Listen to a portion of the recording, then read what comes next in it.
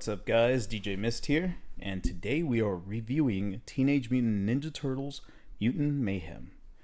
This movie came out this year in 2023. I'm not sure who directed it. I know that Seth Rogen was one of the producers on it, and he also stars in it, and he's one of the voice actors. But this was a movie that I just watched over this weekend, so I think today's review, before I even go in and do the very slight editing that I'm doing now, I think this might be a very short review, at least compared to my last two, just because of two things. So lately, I've actually been quite busy, like outside of work, and so I haven't been able to fit in like a hefty, if you will, movie. So while this weekend, while I was deciding what to watch, I just needed something more or less short and sweet, and this movie turned out to be it. So, on top of that, before we even go into the review, I don't feel like I have much to say on this movie. All right, but we'll get into that here shortly. So, we'll see how it turns out. But yeah, other than that, let's get to it. So, like always, let's start with the good. This movie, one thing that I really liked as far as the good is because is that the innocence of these young turtles is actually very well portrayed in this movie. It is something that I don't think any other iteration of the turtles has really shown. So I also wrote down that the family, like the brotherhood of these turtles, is actually really shown very well in this movie, and that's something that I actually think gets better with each version of the turtles. So every time that they make a new version of this, like, they just keep getting better and better. That brotherhood, that brotherly dynamic, just that sibling dynamic, just improves each time, and I'm actually a huge fan of that.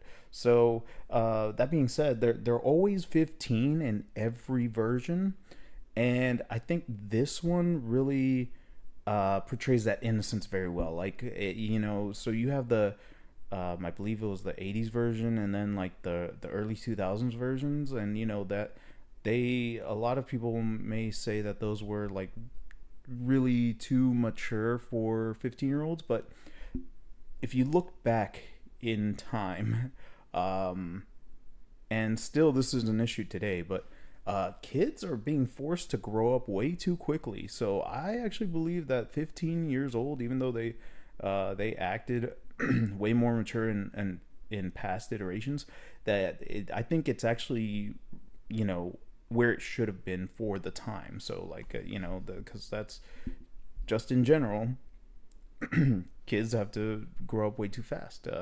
It's still an issue today. However, just because, at least in America, just the way everything's set up, it's like, once you're 18, you're a legal and adult. You need to go to college, get out there, get a job, yada yada. And there's pressure even while you're in high school to do all that stuff. But I think it's finally coming to a time where we've accepted that, like, yo,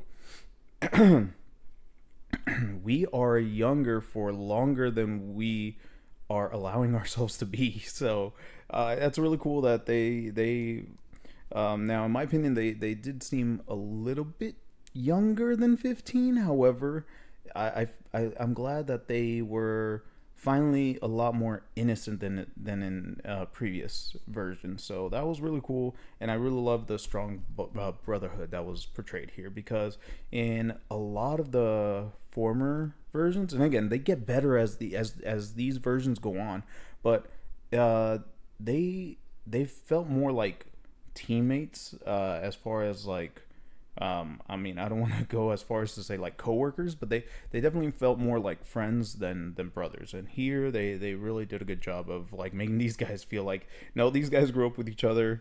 They're a little tired of each other, of just seeing each other for 15 years, because they're not allowed to go into the outside world. So really good family dynamic there. On that family dynamic. So Splinter, one thing that I also liked, and I'm not going to say what it is, but Splinter actually gets called out on his parenting. And I think this is the only version that actually does that. It's not so much that he hasn't been wrong in the past. It's just I think this is the first version, at least that I can recall, where he is basically told like and realizes like, hey, you do love these turtles, like they are your kids, but what you're trying to do, you're going about it the wrong way. And it's actually really refreshing to see the like this who's supposed to be their teacher, their sensei, their dad, uh get called out. Because I mean, he no one is perfect, he's not perfect, but I think this is one of the first times that he's like this wise you know uh wise rat father that they have, like is like, it's like, hey, hold up, no, you're wrong on this, like your heart's in the right place, but you're wrong. So I thought that was pretty cool. um Another very good positive is that the villains are actually reasonable, in my opinion. They're not just and what I mean by that, like they're not just evil, they're not just mean. For at least the main villains in the movie, there are other villains in this movie that are basically third party characters, and those guys too, they actually are just evil. They're good old fashioned cartoon villains. They're just evil for being evil, or for evil's sake. So, but the main villains that the heroes are dealing with, they're reasonable. They talk, they hear each other out. They actually question themselves, and it actually makes. So one thing that a lot of people are tired of, and this actually, you know, I mean, it paints a picture of who is a villain, who isn't.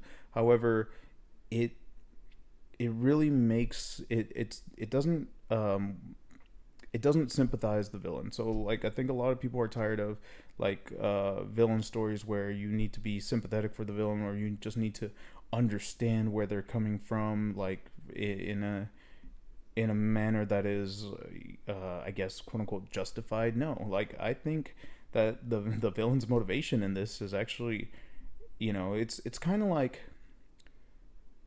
in a way that I can, but no, actually, I was gonna make a comparison. I'll be honest. I was gonna make a comparison to Thanos, but Thanos I can actually back up.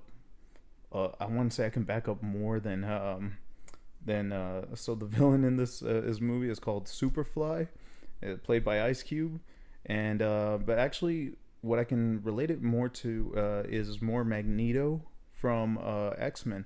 So you understand why he's doing this stuff, but you can also understand that he is clearly the villain. So um, it's not like they're trying to make you feel sorry for him. But at the same time, one thing that I really like, and it's funny because this is a movie about animal creatures that are mutants that are like combined with human DNA. It really humanizes the villains, and that's one thing I really like actually, because it's just I don't know. Again, you're not rooting for the villain, but you understand what they're doing, and you're not sympathizing for them. You're not, and they're not misunderstood. They understand very well what they're doing. So that's one thing actually I got to say that, but that again, the villains, I wrote down that they're reasonable. So they, when I mean, their motivations are clear, but they talk.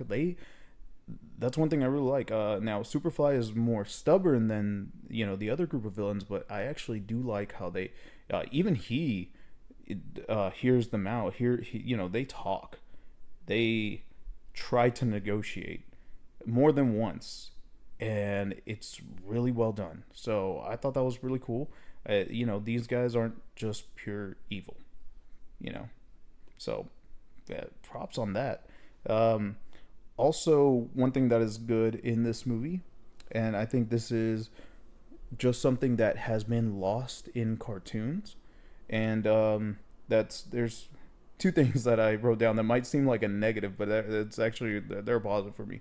So, Number one, there's mild cursing in here, but it's done very well. It's not trying to be edgy. It's just everything. It just flows naturally, and I think it's very appropriate because you know what. So yeah, it's this one is more kids movie really than I mean it's definitely for fans of the Ninja Turtles as well. You know, most of those guys are about my age. They're they're in their mid to late 30s, and um,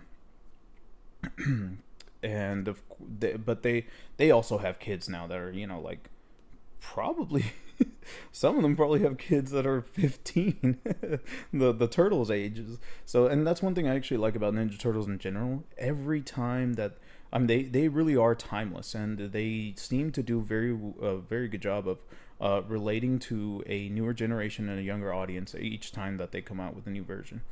But one thing that I thought was really cool, besides the cursing and being, again, it's just mainly it's hell. I think there was damn in there somewhere, but people die in this movie. All right, and I think that is great. Not because not because violence should be like just thrown out there, but no, like kids aren't. It's kind of like when movies dumb down things just because or water things down just because it's for kids. Like kids aren't stupid, all right. Kids are very well aware that this world is not it's not a perfect place. It's not a amazing as Sylvester Stallone put it. It's not all sunshine and rainbows, you know. But and now kids will enjoy their time on Earth while they're kids a hell of a lot more than I am as an adult. But that being said, they're still very much aware, like, hey, bad stuff happens on Earth. So the fact that people die in this movie, and it is in the word die and kill are said, good to like good credit to this movie, because I don't think kids should be shielded from stuff like that. I don't think they should be I don't know what's the word, reserved, or like just they shouldn't be held back from stuff like that. Like they should know and understand that this stuff does happen. And when you're if you're shielded from that too long, that's and this is probably going too deep into it, but like let's be real.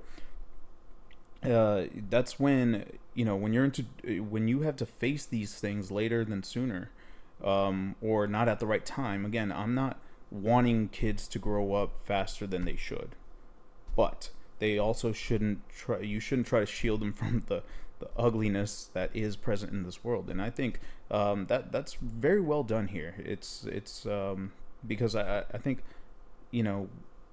when these kids grow up and then they do have to handle things like this, they're not they'll break down a little bit more easily. And again, that may be going too deep because that's going into like a lot of other stuff, more psychological. But I just got to give the movie credit for actually, again, not sheltering any of these things that really happen in our real world. It's like, yeah, people do die. The word die and kill are said in this movie, so it is established that some of these characters do not make it. So I gotta give them, again, credit for that. And they didn't do it in a way that, again, going back on the cursing, they didn't do it in a way that's being edgy. No, they're very straightforward about it. So I like that. Another good thing. Now this one is gonna be. I'm not gonna lie. I'm gonna use this as my segue into the bad. But also, I actually don't have much bad to say about this movie. But April's character, all right. So she felt like a natural inclusion, all right. She really felt like she did need to be there, not didn't. Sorry, it almost sounded like I said didn't. No, she did feel like she needed to be a part of the story, which I liked. I liked a lot, and she felt very natural with the turtles, not only in her interaction with them, but like later on how she does become their friend and becomes like a teammate really for these guys. So I think her inclusion was done very well. All right. Now this is how I'm gonna segue into the bad, because now April's character was changed to be a teenage girl, which again for this movie it actually worked. She's not a grown woman in this version. Now this is where I'm gonna segue into the bad, but keep in mind what I'm about to address is more of a nitpick, and I'll explain why. So, I think starting off the bad, if you will, April's design. I remember that being a pretty controversial thing when this movie first came out, which wasn't that long ago. So, her design is actually not bad when you're watching the movie. Again, she felt like a natural inclusion. All right. So here's the thing. I don't. She looks black, but I don't think it's ever really established. So she's supposed to be racially ambiguous, just like her first version in the comics was. They didn't really. She didn't really have a. She wasn't. She definitely wasn't white, and she definitely wasn't redhead in the originals. But that's not what I think is. It's not so much race swapping that, because again, the more popular version of the character is a white redhead. But no, it's not so much the race swapping that I think was more so. I know that got on some people's nerves, but I don't think that was really a bad thing. What really, on the surface, kind of bothers me, and it sucks because it's not really this movie's fault. It's actually Hollywood's fault. So, the fact that they changed her into a bigger girl, and she, again, this is if you haven't watched the movie yet, and if you just look at her from the outside, all right, she might give off the impression that she is a lesbian. All right. Now, why am I bringing all this up? Because, well, for starters, there's nothing in the movie that insinuates that she is or implies that she is a lesbian. I'm just saying that's the way her character looks. Now, all these things that I mentioned, I know some people would have such a huge problem with. I actually don't have a problem with it, especially after watching the movie. Like, no, she fits in very well. However, I think her character design, unfortunately, is going to be judged by a lot of people because of Hollywood's terrible execution of political agendas and social justice warrior tactics. Like, it's stupid. All right. So again, like I said, she's changed from white to black. All right. She's a thicker girl now. All right. And on top of that, like, yeah, she does look like she could, as far as sexual orientation, she does look like she could, what's it called? She could be a lesbian. So the reason why I say that this is, that her character design is a victim of Hollywood's execution is because of this. When you watch the movie, all that I just mentioned, you're not even aware of it at all. But it sucks that this character is being judged as all those things that I just mentioned, especially for, and I'm not trying to get political here, and I'm not trying to get religious, but especially for more conservative, more Christian audiences. It sucks that she'll look like that from the get-go. And that's because of Hollywood's terrible, terrible execution of these political agendas. They one thing that I like, actually, I'll say this, going back on a positive, like, there is no, there is no girl power message here. No, she's just a regular character and an essential character, mind you. So she's an equal to the Turtles. She is not above them or beneath them, which, again, that's done real well, and it should be that way. All right, there shouldn't. Male characters and female characters, we're all human. We should all be equal. All right. But one example that I want to give of why, again, why I'm harking on this character's outside appearance so much, and why I want to bash Hollywood, not this movie and not this character's appearance, why I want to bash Hollywood so hard for this is, let me give you an example of when Hollywood is, and this is what April looks like on the surface for this movie. When Hollywood's trying too hard and just misses the mark by a ridiculous, just a, by miles. All right. When they remade or tried to reboot the Power Rangers movie. All right. Not only was the well, man, I don't even know what to call him. The Blue Ranger. Not not only was the black kid not the Blue Ranger. All right, because that's a racial stereotyping, because in the originals the black guy was the Black Ranger and the Asian girl was the Yellow Ranger. Like, on top of that, they went out of their way to make this guy a nerd, make this guy autistic, and make this guy like country music. Like, they were just trying to break every black stereotype so hard. Like, who? It just, I don't know. Like, who is that? Who is that aimed for? So you're telling me that this character is made for, and I know I'm going off on a tangent here, but this character is made for, I guess, black nerds that have a hard time fitting in with people or communicating with people because of autism, that love country music.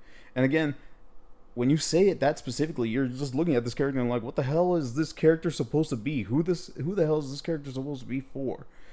That's what I mean. And that's why, again, and I'm sorry if I wasn't very clear in the last few minutes on ranting about April's appearance, and I'm sorry, but that's where Hollywood misses the mark. So again, April's character fits in very well. And actually, when you're watching the movie, you don't mind her character, her redesign, her appearance at all.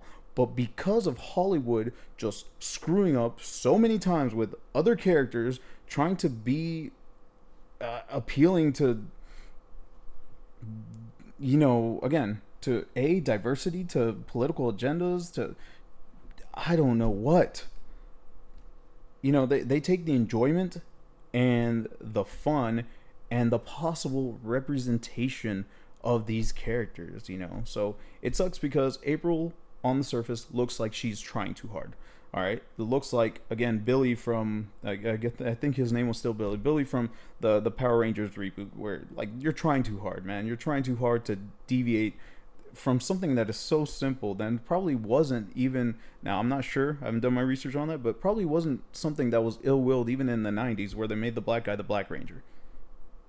Jeez, Hollywood, you suck. You freaking suck. I just want to say that. But yeah, sorry. Enough about April's. So again, that's why it's a nitpick. So it sucks because for most people it will be a negative. It's not a negative for me. It's just a nitpick because it's actually very well done and very well executed in this movie. But Hollywood already just screwed that up before anyone watched this movie, unfortunately.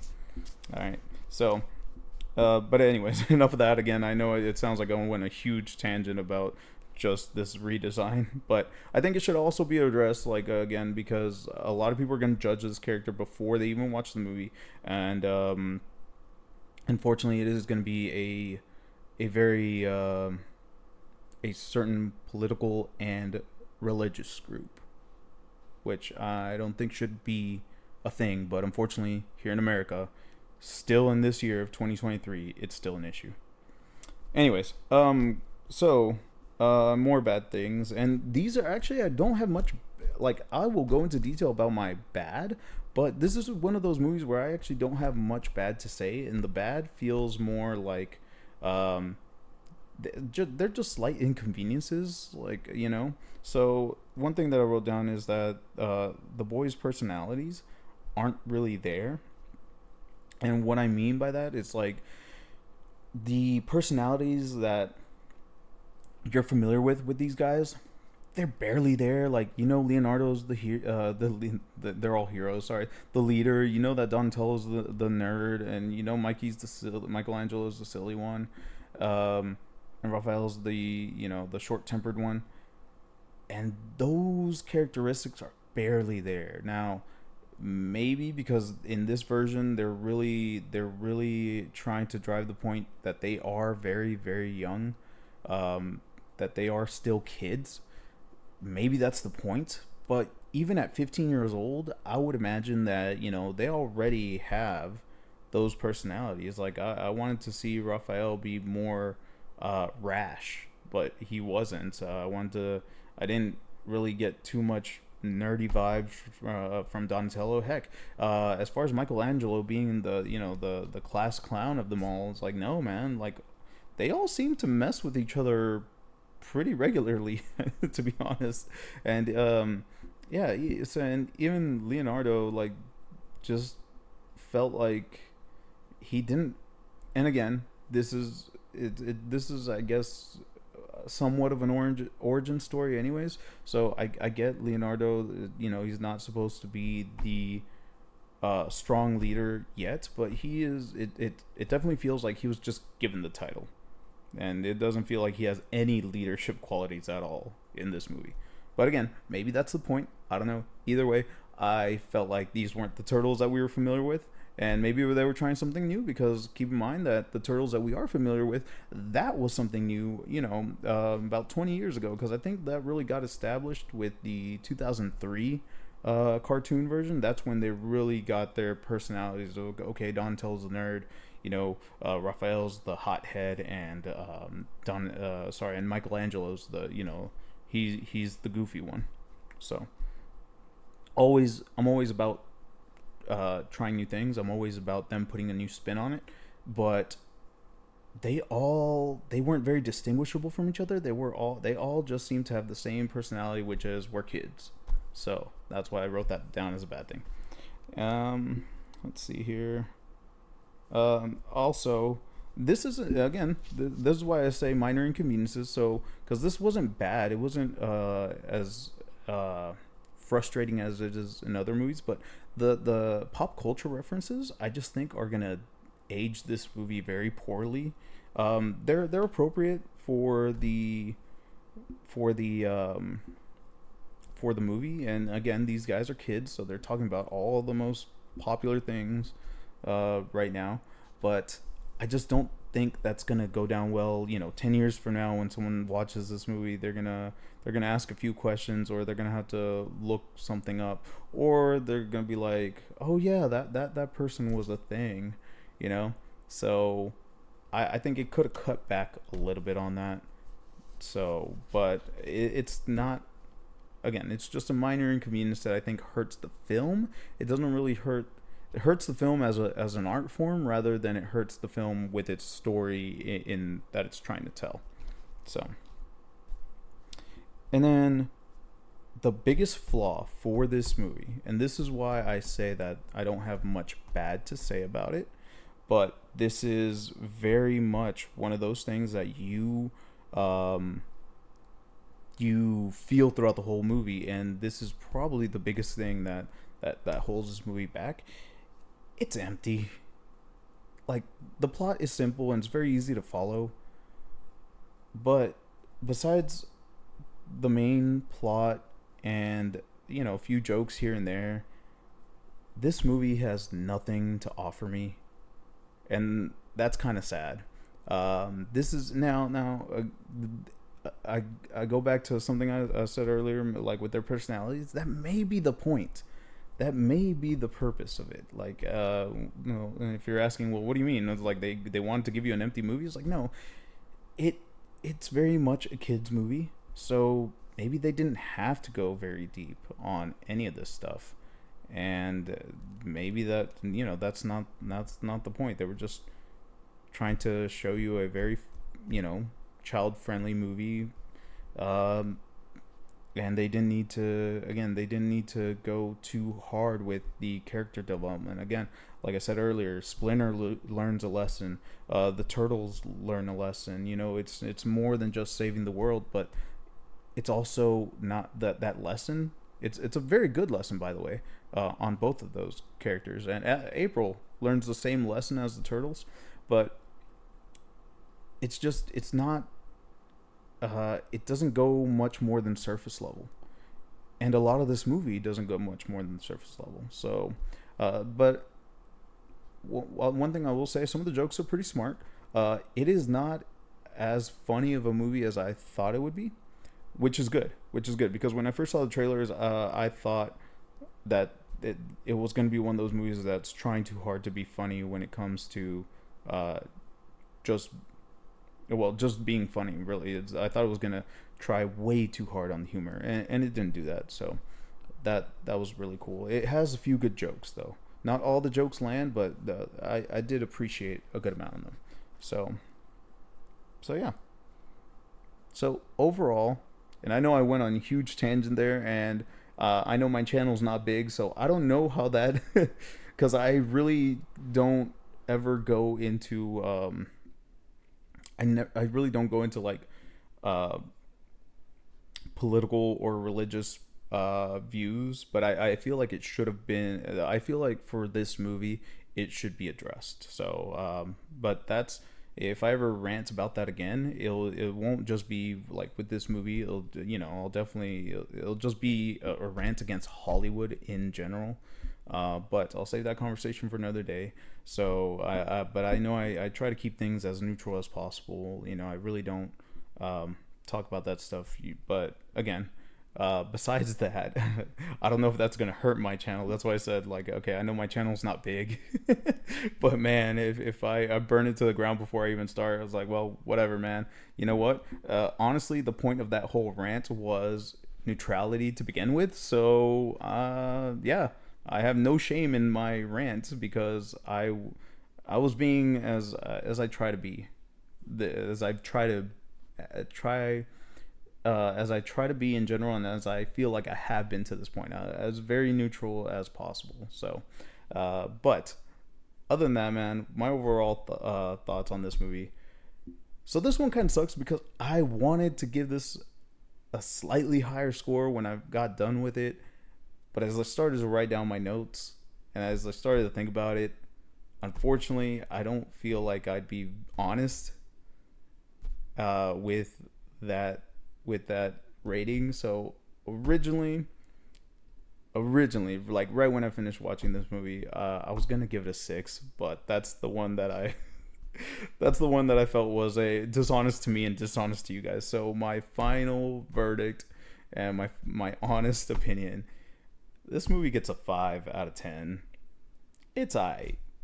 So I'm sorry if I offended any turtle fans there. I think it has like a 96% like of Google or like from Google reviewers. So I guess this movie was a big hit with the turtle fans, but I like the turtles. I mean, I wouldn't call myself a huge fan, but I'm definitely a fan.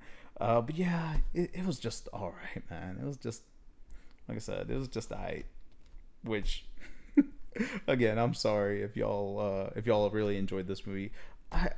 It wasn't bad. I did enjoy it, but like I said, it was empty. Like it's just a good time and it's a fun, harmless movie to watch with the kids or watch by yourself if you're a turtle fan. Again, like I said, most turtle fans are in their mid to late 30s. So if you're a Turtles fan, enjoy it, man. But yeah, other than that, no, that's it. So real quickly, it's about to be November, and November to December is when I get really busy at work. So I will try to keep this every 2 week schedule as best as possible. But if I don't, I do apologize. But I appreciate y'all's patience because y'all have waited. Excuse me, y'all have waited years for me in the past, and I've been terrible about that.